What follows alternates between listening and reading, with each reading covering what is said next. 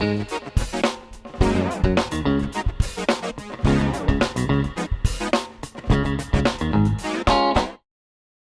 and welcome. My name is Tirza and I am the digital pastor at IES, and I am inviting all of you to come take a beat and talk about what we've talked about in service this past weekend. So I'm here with Pastor Dave. Thank you, Pastor Dave, for joining us. My pleasure. And we want to talk a little bit more about what you shared in service this weekend. So let me start with this. What is your favorite song? Oh, that's really a tough one. I would say that it's a toss-up. It's got to be Bruce Springsteen. Okay. So it's probably either Badlands, Racing in the Street. There's a nice little song called Meeting Across the River that I really like. And then, of course, there's Born to Run. So somewhere in that framework. Okay. So I also like Yesterday. It's a great song. Yesterday. And I don't like the Beatles song, Imagine. I think it's, I'm not a big fan of it. It's a beautiful tune, but not a big fan of it. Okay, so Springsteen. All right. Absolutely. So you talked a little bit about, actually, you talked a lot about prioritizing our lives. And so you mentioned a little bit about how relationship with God is not ministry. And so, because there's a difference in that list. God is number one, and church is somewhere after everything else. Yeah, that's right. So I'm gonna follow up at that at some point when I'm going through this. But there's a misnomer that you are your ministry or you are your church effort. Yeah. That defines your spirituality, and that's not true at all. Yeah. And the problem that we have when we get that idea is that we end up like what do you call those things? Like lemmings on a turn wheel, where we try harder and we try harder and we try harder because we're just not feeling it. Yeah. What we're supposed to be doing spiritually is loving God with all our heart, our soul, our passion. Yes. And that can be done even in a situation where we have no ministry. And I know a lot of people who do a lot of ministry who don't really love God. Yeah, because when we're focused on ministry, then we're focused on us doing, and sometimes it's not about our relationship with God anymore. Yeah. Well, I think, I had this discussion with somebody the other day. A lot of people who are in my position, they're ministers or they're lead pastors of churches. They're narcissists. And they're in the ministry because they want all the attention on themselves. And that has nothing to do with loving God. And it's all about their ministry. And then when their ministry per se falls apart or is not successful or whatever, then they're spiritually lost. And that should never happen. Your relationship with God is the most critical thing, and it doesn't change on the circumstances and any of those things. And I mean, for you, it's your job. I guess it's my job too. Church ministry. Yeah, this is online. It's more your job than mine. So how do you differentiate between, okay, this is my relationship with God, and this is work that I do? Sure. Okay. So I understand that, first of all, I need to be committed that I'm going to follow God in all of the ways that I can, which involves obeying His commandments, fitting into His plan and purpose for my life, and then doing the things that He would expect me to do. And a lot of that comes from actually knowing the Bible. Yeah. Now, it's really important to understand that we're following and worshiping God, not the Bible. We're not right. Bible worshipers. But the Bible is the way that we know about God and that we learn about God. And so we obey His commandments as the way to demonstrate that we love Him. But we follow Him. I've often thought that if we could just tell people, oh no, you're all gonna be lost for all eternity unless you do all these really difficult things. And if you do these really difficult things, the last one of which is climbing to an extremely high mountain, then you will be saved. People would like that. Because it would put them in control. Yeah.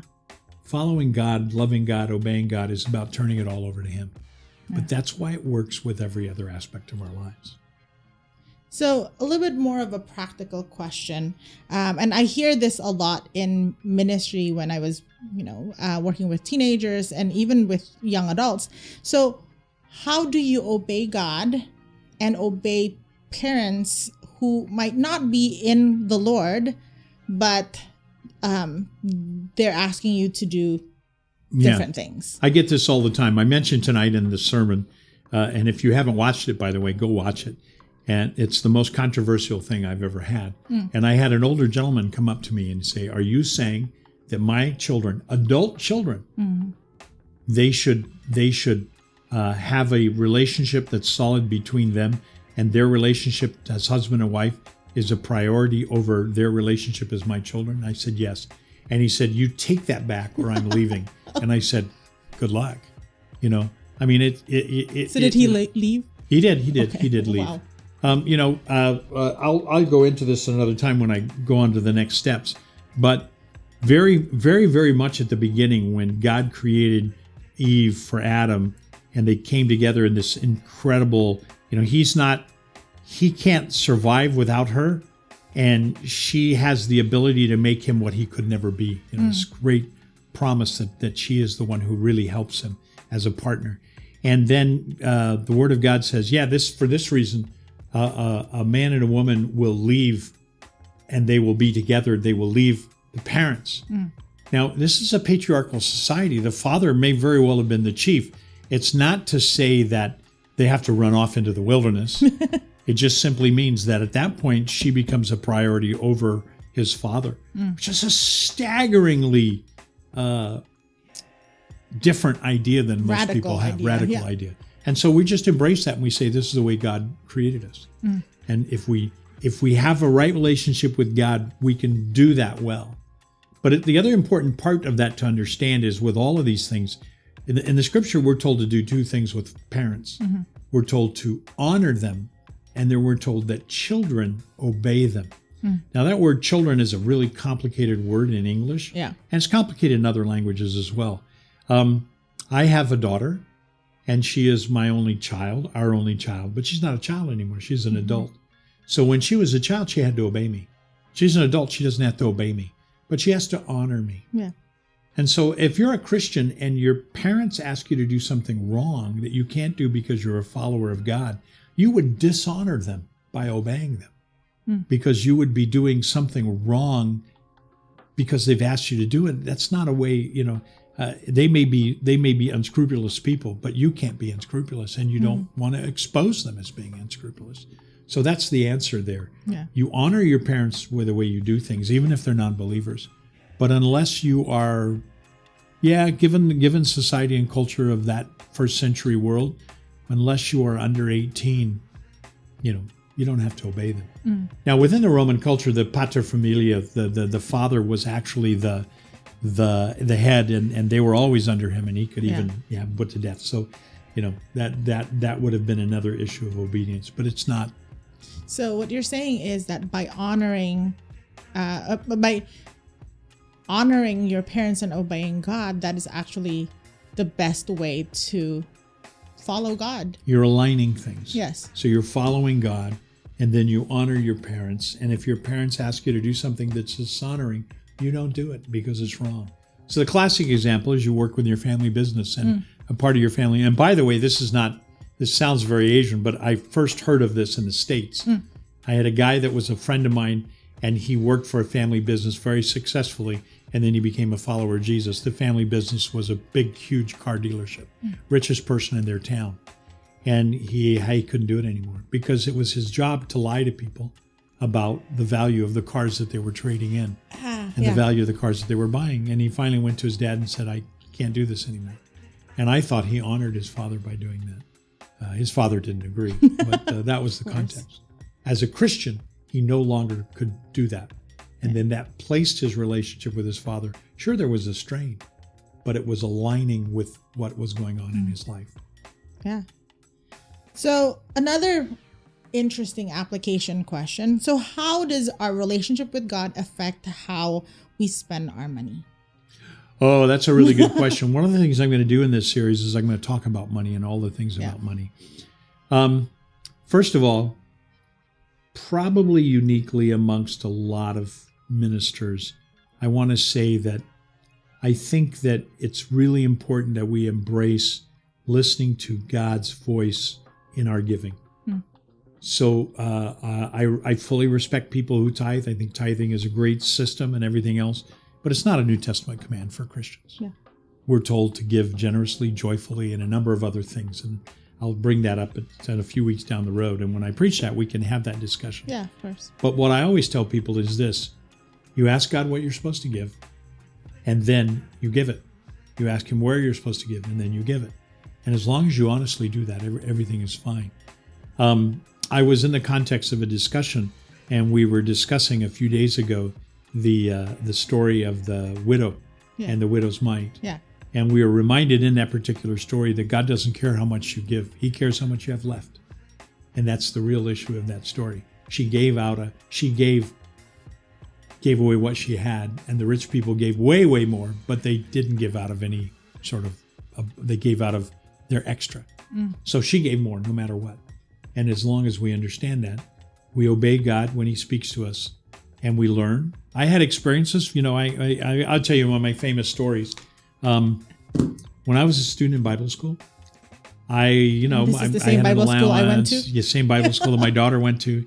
It's not a Bible school anymore. It's a Christian university. But anyway, I was at Northwest, and I had a little bit of money left in my pocket, and I went down to the Union Gospel Mission. We went down, and the youth pastor that I was a part of the church, Wayne Summers, Wayne preached a message, and then we helped serve the food and everything else. And when the offering came, they always took an offering.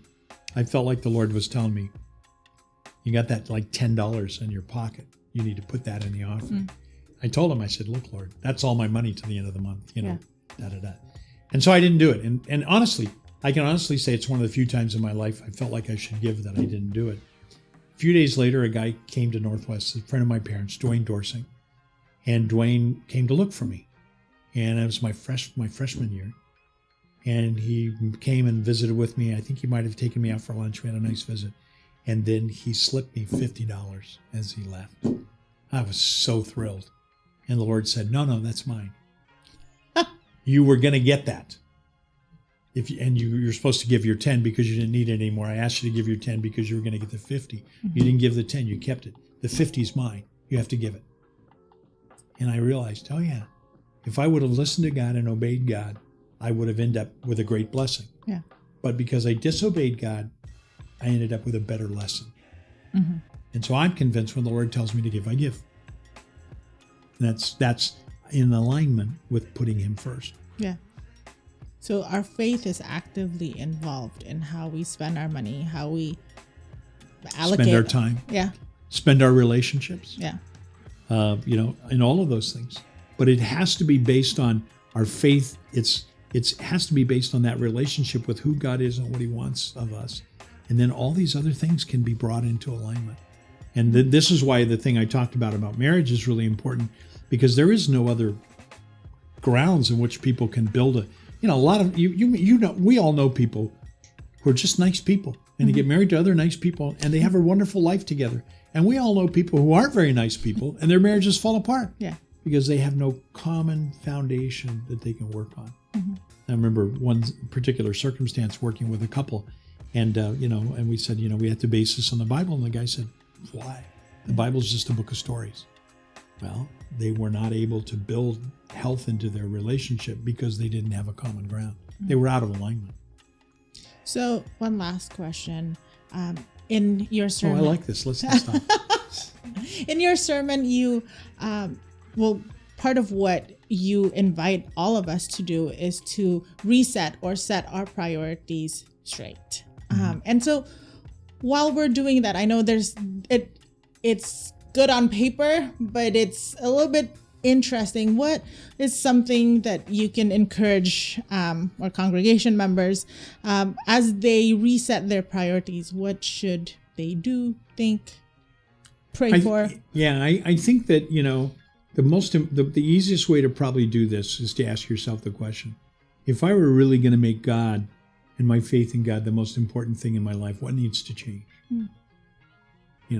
What needs to change? Very often, it's actually supposed to be in my notes, but I didn't put it in.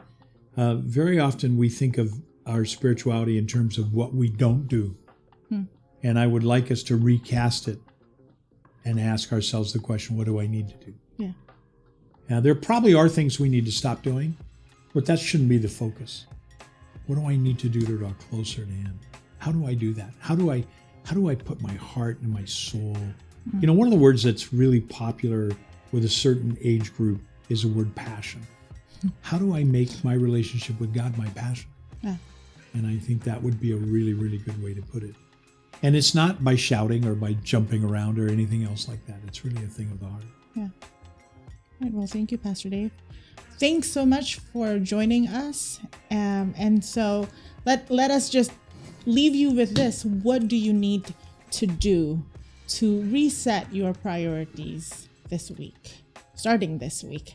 And if you missed the sermon from this weekend, it's online, and check it out. And please connect with us on social media and on IES Online. There's a lot of ways, and please contact us and communicate with us because we want to get to know you. Thank you very much.